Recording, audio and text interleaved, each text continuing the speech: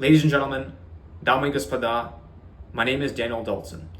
This is episode 3, a continuation of part 2, a 3-part series of a little story I wanted to share about my early years, my beginnings in my adult life. And in the last episode, I spoke about the initial experiments, and we concluded on the inflection point. In this episode, I'll be sharing the story of the inflection point and the events that followed that got me here today.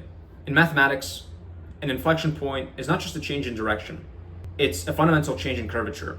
If you take a graph and you plot x cubed, it'll look something like this. The inflection point is right at the middle of that. It's where you go from concave down to concave up.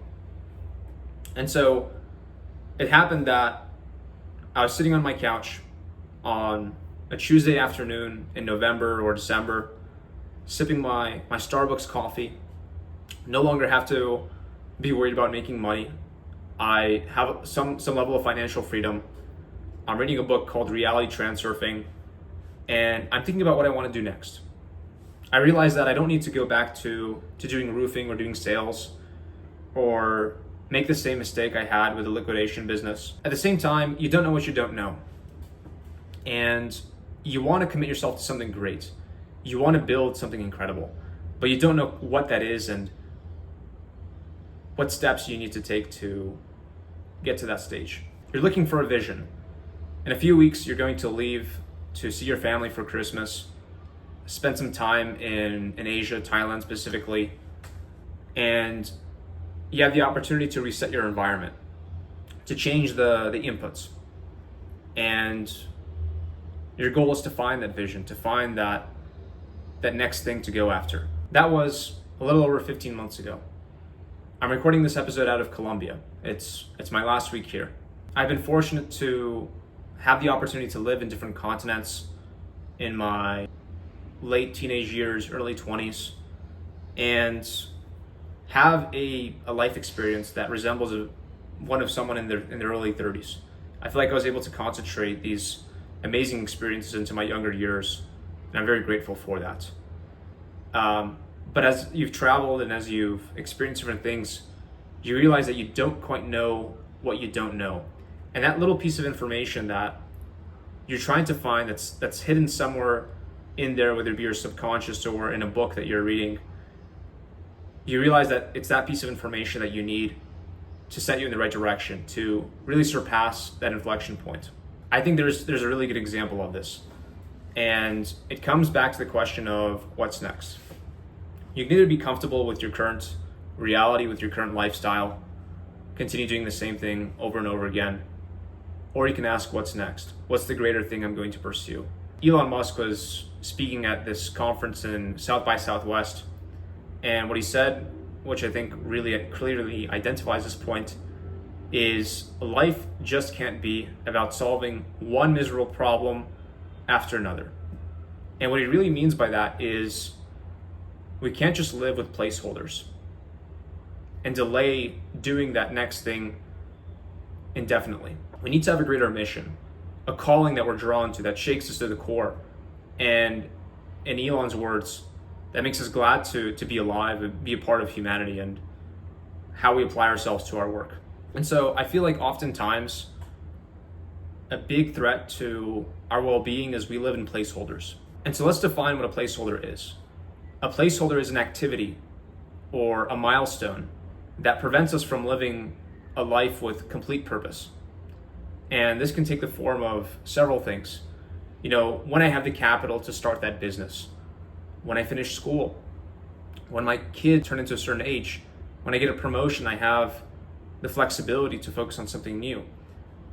Placeholders are in the macro, these activities, these waiting points that can be a few months or a few years down the line, or in the micro, the daily distractions, the responsibilities, the chores, the family life, taking care of your health, the sleep. And before you know it, it moves on to the next day and the next day and the next day. Well, I didn't have time today, tomorrow. Oh, I have these things going on today, tomorrow. And so that's what a placeholder is. It's this parasite, it's this buffer that distracts us from living with purpose. And the horrible thing is, these placeholders repeat themselves, one after another, after another, after another. And you can make a simple inference that if we never cut it out or ground ourselves in the moment to ask ourselves what's truly driving us, these placeholders will continue until you die. And the worst placeholder of all is, I'll do it when I die. But guess what? The obvious. When you're dead, you're gone. And so as I'm sitting on my couch, as I'm able to kind of distance my mind away from these little stresses, these little conflicts. You have a roofing job that instead of taking 2 days, it took 3 days. The materials, the incorrect materials got dropped at the job site. The insurance company is not paying the full amount on the estimate, or they're underpaying it, whatever it is. As I'm able to distance myself away from these placeholders and responsibilities, I'm able to start thinking deeply again. And traveling, putting yourself in a new environment is what I mean, is particularly useful for that. You book a one-way ticket, you open up some new books, and you're truly thinking and evaluating these questions that you oftentimes shy away from as a result of those placeholders. Turning off your phone, enjoying the beautiful sunset over the coast of Vietnam or Thailand, and cascading into this deep solitude, it really forces you to think. When you do this, you realize that the mind is a powerful tool, but it's also a dangerous conductor. And what I mean by that is the same organ in the body that is a vessel for the speck of consciousness and awareness that all of us are capable of is also a host for these thoughts, these feelings, these beliefs that we ruminate on over and over again and dictate the program of our life. I've realized that the mind works through objectives and questions. It doesn't work through, instantaneous curiosity. The mind doesn't create anything. It extracts. And so if you ask yourself the right questions, your subconscious will find a way to bubble up the answer. It's almost like the answer is the truth, and the truth shall set you free. The truth, the answer, it already exists. It only needs to be extracted. And that's that piece of information which you don't know, which you so desperately need to know. Now, I don't want to sound like Tony Robbins here, because ideation and manifestation alone won't set you on the right track. However, I do believe that placing yourselves in these higher levels of consciousness where you're able to unlock those missing answers, ask those important questions, can be truly transformational. And so for me personally, I spent 3 months living in Thailand, Vietnam, Singapore, Philippines, Malaysia, a truly incredible experience, an environment that I never experienced before. If you asked me 5 months earlier, is this where I would be? I'd say absolutely not. I'd probably still be trying to make my first $10,000, whatever it was. As my mind was able to ease its grip, open up, and ask those important questions on what I wanted to do next, what was important to me, uncover some of those existential questions that we often hide ourselves from, I was able to surpass that inflection point. When you're accelerating, you're past the inflection point. There's a fundamental change in curvature, and the past no longer bears relevance. It's all about execution and moving forward at this point. And so over the year that followed, I returned to the US. I ran a UI UX design studio in Miami for a few months, and I co-founded a healthcare startup called Flex Health. And so that's what I've been doing up until today. My partners and I are probably going to sell Flex Health towards the end of the year.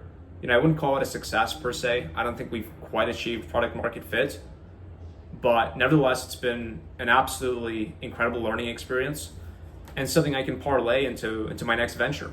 And so now today, I'm wrapping up my work on Flex Health. I'm spending less than 5% of my time on it at this point. I passed an inflection point about 15 months ago. I've accelerated since. And now I'm back at another inflection point. I'm back in my laboratory, ready to perform another experiment, ready to apply my mind to something great and do something truly incredible with my life. My name is Daniel Adolphson. This is the last episode of this 3-part series. I'll leave you with one thing. Life, it reads like chapters. Write your own. Goodbye.